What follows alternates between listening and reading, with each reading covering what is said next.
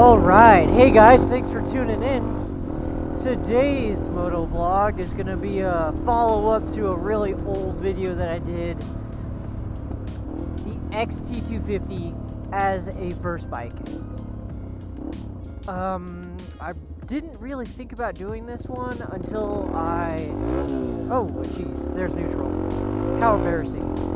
I didn't realize how long it's been and how far my bike has actually come until I did a video yesterday.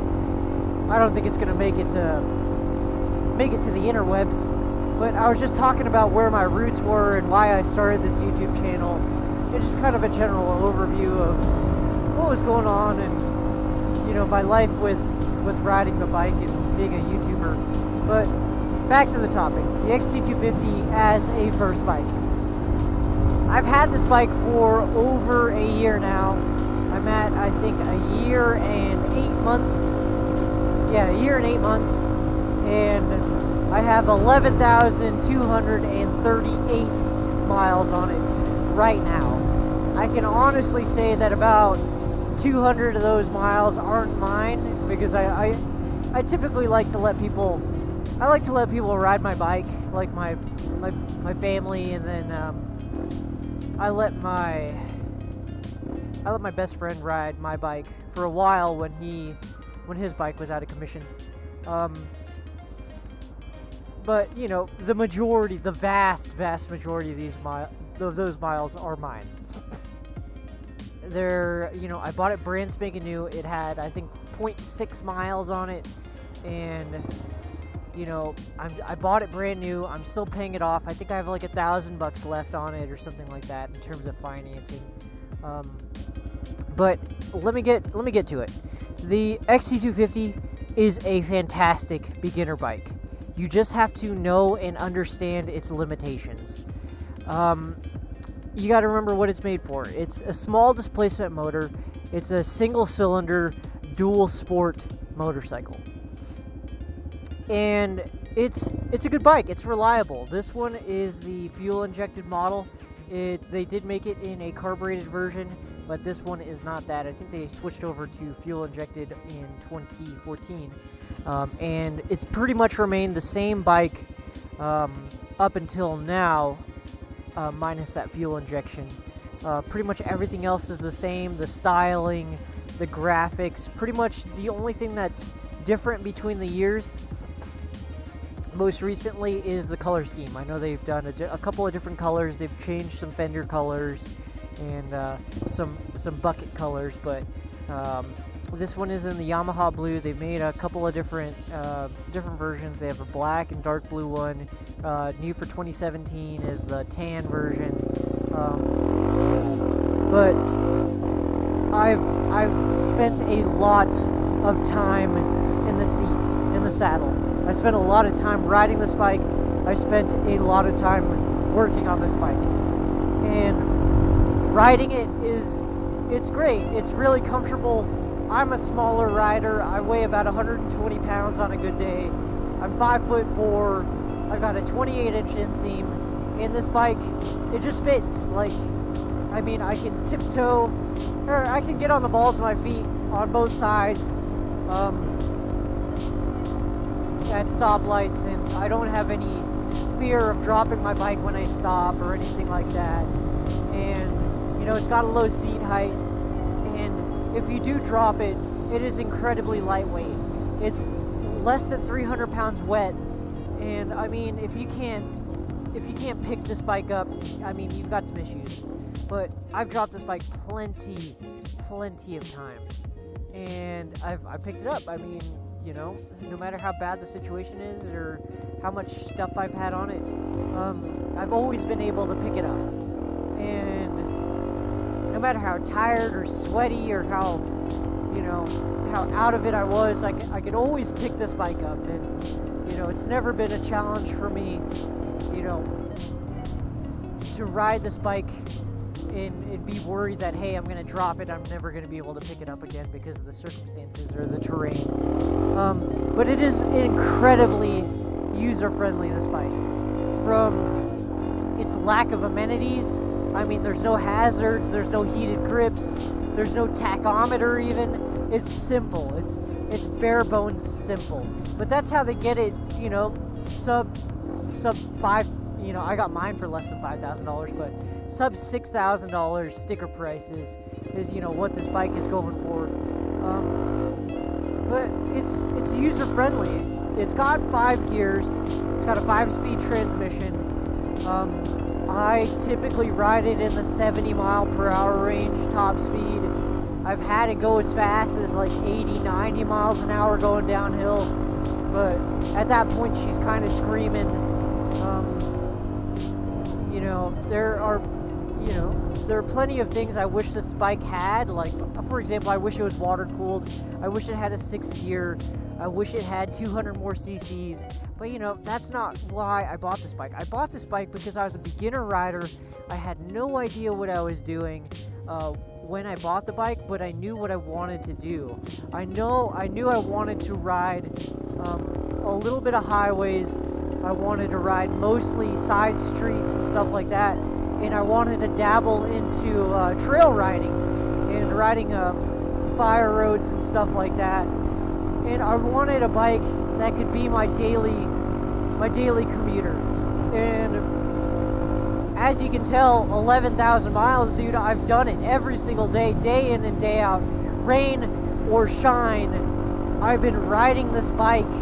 It's 110 degrees right now. I know it doesn't, you know, there's no perception of that, but it's 110 degrees, and that's kind of the one reason why I wish it was water cooled, because I feel kind of bad when it's this hot and I'm riding this bike for, you know, I'm riding this bike near its rev range, near its rev limiter, and it's just hot. I feel bad, you know. And there are plenty of things that I wish that this bike had from the factory. I wish it had some accessories available to it, but you know, it's a good bike for beginners. If you're looking to do some off-road riding, it is such a nimble little bike.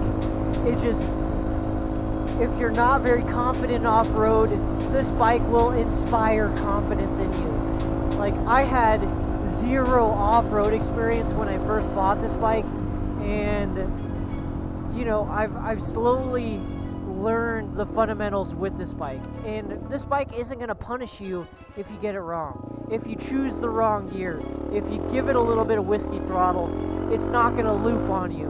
You're not going to dump it because there's too much power, because this bike is, it's kind of, it doesn't have a lot of power. I was going to say it's gutless, but she can move when she wants to. But you know, it's a good bike, man. It's perfect for this style stuff where I'm just riding on this, you know, this simple dirt road because my curiosity drives me to figure out, hey, what's down here? And this bike will fuel your curiosity, man. Like, I can't speak highly enough. Being you know, an owner of this bike for so long, and you know, making the payments on it and doing the research and figuring out what parts and accessories I should buy, and going through the build series videos, and you know, just learning about this bike. And the more I learned about it, the more I worked on it, the more I loved it. At first I was like, oh man, I might have bought the wrong bike, it's really slow. But it was slow enough for me to be confident on it, you know what I mean? I didn't have a ton of fear factor with me mishandling the bike. It's a great bike to learn on, and you know, of course you're gonna make mistakes, you're gonna drop it, you're gonna give it too much throttle, you're gonna stall, but this bike isn't gonna penalize you as much as other bikes would. You're not gonna drop it and break $300 worth of fairings, and you're not going to stall it and have trouble, you know, starting it back up. You know, it's electric start, it's push button. It just works. It just works. And you can do the maintenance on it yourself if you're, you know, not even an inkling mechanically inclined. If you have a crescent wrench, you can change your oil in your oil filter Like, that's how easy it is. But it's a lovely, lovely little bike. The one thing that I wish I could have done is go back in time and buy a used one, because these things are they're pretty bulletproof, and like I said earlier, there's not a ton of difference between the different models in the 14, 15, 16, 17 age range, and even the newer style carbureted bikes. They still look good, and I'm kind of mechanically sound enough to be able to do my own carb maintenance. So, like, I kind of wish I bought a cheaper bike and bought it used, you know, that was already kind of scuffed up, and, you know, I wouldn't feel bad dropping and stuff like that. But, you know, I just happened to buy this one new, and that's kind of the only thing that I wish I would have done earlier is buy it used instead of new.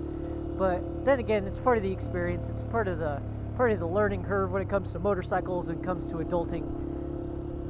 But this is it's a fantastic bike.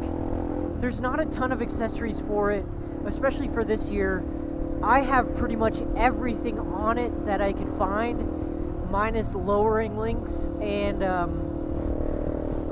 tachometer. I'm missing a GPS unit, but, you know, I plan on doing a bunch of that stuff later on in the game. But this bike has definitely transformed over the past year, and past the, you know, plus or minus a year and a half, 2 years. And I love it. I love it. I just love it. Every single XT250 owner that I've talked to has loved their XT250. And it's not going to get you anywhere fast, that's for damn sure. But for this, it's perfect. I'm splitting lanes, 44 miles an hour. I have no fear of this bike, you know, getting out of control or, you know, not being able to stop properly, because this bike matches, you know, my rider skill. And, you know, of course I would love to have a bike that's, you know, has more power, but this bike is great. It's still a great single bike to have. And I don't even think I can think of another bike that would be, you know, better suited for me as a short novice rider who's looking for a one size kind of fits all kind of deal. It's comfortable to ride. I have enough storage on it now to where I can go get a couple of groceries. I can go camping on it. I can go ride in the dirt if I want to. I can split lanes in the city. I can get to work. I can do whatever I need to do, and this bike is going to do it. And it's just going to putter around, and I'm going to have a great time doing it. But anyways, guys, as a beginner bike, yes, I do recommend it. Hands down, I recommend it. But just remember what its limitations are. It's a small bike. It has 5 gears. It's air-cooled. It doesn't have an insane amount of travel, but if you think about it as a light commuter and a very solid, you know, day ride off-road kind of bike, it's perfect. Just keep in mind its limitations, and keep in mind your limitations. Look at these guys, mirrors sticking out everywhere. Just know the bike's limitations and know your skill level, and whether or not your style and skill level are going to, you know, or if you're still going to have fun on this bike. But if you're a beginner, hell, man, like, it's perfect. I dig it, man. But anyways, guys, I hope you enjoyed the video. Thank you so much for watching. I hope you guys have a great day, and until next time, peace out.